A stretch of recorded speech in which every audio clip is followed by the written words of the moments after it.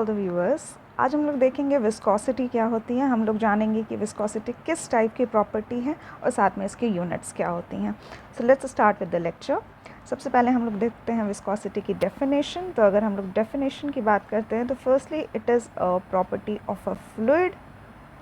It is a property of fluid.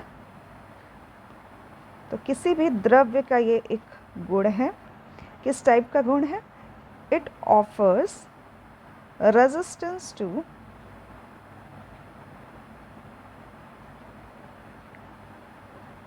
flow। मान लीजिए कि ये आपका फ्लूइड है जो कि फ़्लो कर रहा है। अब एट अ सरफेस ये फ़्लो करेगा। जिस सरफेस पे ये फ़्लो कर रहा है, मान लीजिए कि यहाँ पे इसकी वेलोसिटी है u और एट पर्टिकुलर मोमेंट जब ये फ़्लो कर रहा है तो जैसे ही वर्टिकल डायरेक्शन में ये जाएगा तो यहाँ पे इसकी वेलोसिटी हो जाएगी u प्लस डी यू। और यहाँ पे ये जो डिफरेंस आ रहा है जहाँ पे इसकी वेलोसिटी u से u प्लस डी यू हो जा रही है, इसको हम लोग मान लेते हैं y। तो यहाँ पे क्या हो जाएगा कि जहाँ पे हमारा सरफेस फ्लो हो रहा है वहाँ पे इसकी वेलोसिटी हो गई कम, और जैसे जैसे ये मेन फ्लूइड स्ट्रीम में आ रहा है यहाँ पे इसकी वेलोसिटी बढ़ती जाएगी और ये हो जाएगी u प्लस डी यू। तो यहाँ से हम लोग देख सकते हैं कि एक टाइप का वेलोसिटी ग्रेडियंट बन रहा है। ग्रेडियंट का मतलब ये होता है कि जब भी वेलोसिटी में चेंजेस आते हैं वर्टिकल डायरेक्शन में या फिर हॉरिजॉन्टल डायरेक्शन में। तो अगर हम लोग देखें तो आपको अक्सर अपने बुक में ये डायग्राम बना हुआ मिलता होगा, कुछ इस तरह का डायग्राम, जहाँ पे ये होता है u, ये होता है d प्लस डी यू और ये होता है आपका y। तो यहाँ पे बेसिकली हम लोग लिखते क्या हैं, इसको हम लोग dy कर देते हैं और u प्लस डी यू को हम लोग आराम से लिख देते हैं change in velocity is equals to change in velocity जो हो जाएगी वो हो जाएगी हमारी डी यू के बराबर में। होता क्यों है ये? जब भी कोई फ्लूइड फ्लो करता है तो ये एक लेयर इसके फ़्लो होती है, इसके साथ दूसरी लेयर जब फ़्लो होती है तो इन दोनों के बीच में कुछ रेजिस्टेंस होता है। ये आपस में एक प्रकार का फ्रिक्शन क्रिएट करते हैं। तो जो ये रेजिस्टेंस होता है इसकी वजह से इसकी जो वेलोसिटी होती है वो जैसे जैसे सरफेस के पास आती जाती है ये कम होती जाती है। सरफेस के पास आते आते यहाँ पे इसकी वेलोसिटी बहुत कम हो जाती है और ये जो फिनोमेना होता है जहाँ पे इसकी वेलोसिटी काफ़ी कम हो जाती है, इसको हम लोग बाउंड्री लेयर नाम के चैप्टर में हम लोग इसको पढ़ेंगे कि क्या होता है कि वेलोसिटी यहाँ पे ऑलमोस्ट ज़ीरो मानी जाती है, ऑलमोस्ट ज़ीरो। ठीक है, तो इसके ऊपर जैसे ही हम लोग मेन स्ट्रीम में चलते जाते हैं यहाँ पे हमारी वेलोसिटी जो होती है वो इंक्रीज़ करती जाती है। दो लेयर्स के बीच में जितनी भी फ्रिक्शन होती है उसके वजह से, फ्रिक्शन कह लीजिए या फिर फ्रिक्शन बेसिकली सॉलिड के लिए यूज़ होता है, इसलिए हम लोग यहाँ पे रेजिस्टेंस टू फ्लो यूज़ करते हैं। रेजिस्टेंस टू फ्लो मतलब एक फ्लूइड अपने ऊपर फ्लो करने से रोक रही है। इस तरह से हम लोग देख सकते हैं रेजिस्टेंस टू फ्लो। यहाँ पे हम लोग एक चीज़ नोटिस करते हैं कि जो भी हमारी shear स्ट्रेस प्रोड्यूस हो रहा है, जो भी हमारा shear स्ट्रेस प्रोड्यूस हो रहा है फ्लो होने की वजह से, एक लेयर से दूसरी लेयर के बीच फ्रिक्शन होने की वजह से, ये किसकी डायरेक्टली प्रोपोर्शनल है? Delta u upon delta y। मतलब कि हमारा जो वेलोसिटी ग्रेडियंट है, velocity gradient.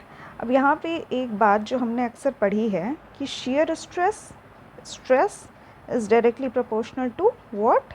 Strain. Yes, so stress is directly proportional to strain, लेकिन यहाँ तो वेलोसिटी ग्रेडियंट लिखा है तो यानी ये भी किसी प्रकार का स्ट्रेन होगा। किस प्रकार का स्ट्रेन होगा? यहाँ पे इसको हम लोग लिखते हैं रेट ऑफ shear स्ट्रेन या फिर बस स्ट्रेन, shear स्ट्रेन। ठीक है, तो ये हमारा रेट ऑफ shear स्ट्रेन हो जाएगा। ये आपके समझने के लिए था तो मैं इसको आप डिलीट कर देती हूँ।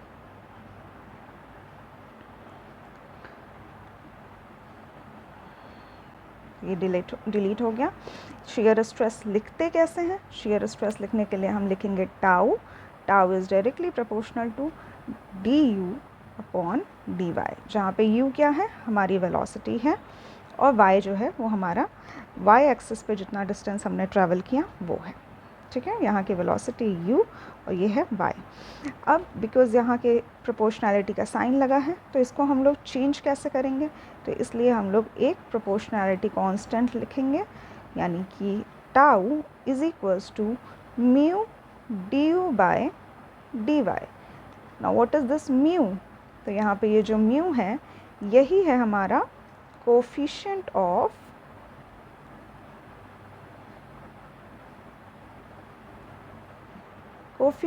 Of dynamic viscosity. नाउ यहाँ पे एक नया टर्म हमने सीखा, डायनामिक विस्कोसिटी। तो यहाँ पे ये हो जाएगा हमारा कोफिशिएंट ऑफ डायनामिक विस्कोसिटी, या फिर बस coefficient of viscosity, coefficient of viscosity. Dynamic क्यों, क्योंकि यहाँ पे जो दो फ्लूइड की लेयर्स हैं, वो आपस में गतिमान या फिर गतिशील हैं, आपस में एक तरह का मोशन कर रही हैं जो कि डायनामिक मोशन है, इसलिए यहाँ पे हम लोग लिखते हैं डायनामिक विस्कोसिटी। इसके साथ ही अगर हम लोग इसको देखें कि अगर हम लोग इसका सिर्फ विस्कोसिटी का फॉर्मूला देखें, तो यहाँ पे ये हो जाएगा mu is equals to shear stress upon में du बाय dy। तो यहाँ पे ये हमारा फॉर्मूला बन के तैयार, देख सकते हैं आप लोग, फॉर्मूला बन के तैयार हो गया है। नेक्स्ट इसकी यूनिट क्या होती है, सो यूनिट्स ऑफ विस्कोसिटी। तो बेसिकली अगर हम लोग देखें SI यूनिट की बात करते हैं। SI यूनिट ऑफ विस्कोसिटी जो होता है वो होता है Newton second per metre square. ठीक है, और अगर हम लोग CGS यूनिट की बात करते हैं, CGS यूनिट, तो वो होता है डाइन सेकेंड पर सेंटीमीटर स्क्वायर। और बेसिकली इसी को हम लोग कहते हैं पॉइस, जो कि एक बहुत कॉमन यूनिट है विस्कोसिटी की। अगर हम लोग देखें 1 पॉइस इज इक्वल्स टू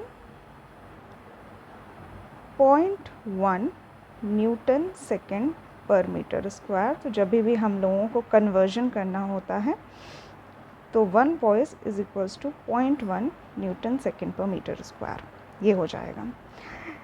इसके साथ ही मैं आप लोगों को एक बहुत इंपॉर्टेंट टॉपिक बताती हूँ जिसका नाम है काइनेमेटिक विस्कोसिटी।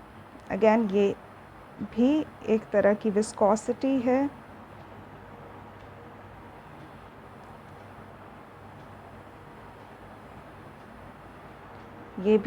विस्कोसिटी है, जिसमें हम लोग डायनामिक विस्कोसिटी को, जो कि एक फ्लूइड की प्रॉपर्टी है, उसको हम लोग अनदर फ्लूइड की प्रॉपर्टी जो कि डेंसिटी है उससे हम लोग डिवाइड कर देते हैं।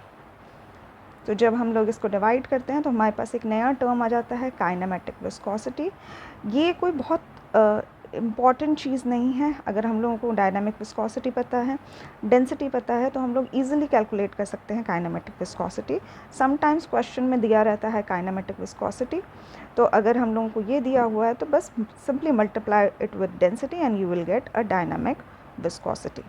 इसकी भी यूनिट्स बहुत इंपॉर्टेंट होती हैं। तो बेसिकली इसकी जो यूनिट्स होती हैं, अगर हम लोग SI यूनिट की बात करते हैं तो वो होती है मीटर स्क्वायर पर सेकेंड, और अगर हम लोग CGS यूनिट की बात करते हैं तो वो होता है सेंटीमीटर स्क्वायर पर सेकेंड, या फिर स्टोक। यहाँ पे ये अनदर एक बहुत इम्पॉर्टेंट चीज़ है। स्टोक अक्सर हमें क्वेश्चन में गिवन होता है। तो यहाँ पे अगर हमें लोगों को यूनिट का कन्वर्जन करना है तो 1 stoke is equals to 10 to the power -4 metre square per second. यहाँ पे हम लोग देख सकते हैं कि हम लोग ईजिली यूनिट का कन्वर्जन कर सकते हैं, स्टोक्स को SI यूनिट में हम लोग कन्वर्ट कर सकते हैं। सो इस पर्टिकुलर वीडियो लेक्चर में हम लोगों ने 2 ही टॉपिक्स कवर किया है। इसके बाद नेक्स्ट वीडियो लेक्चर में हम लोग अनदर फ्लूइड की प्रॉपर्टी देखेंगे। Thank you for watching the lecture.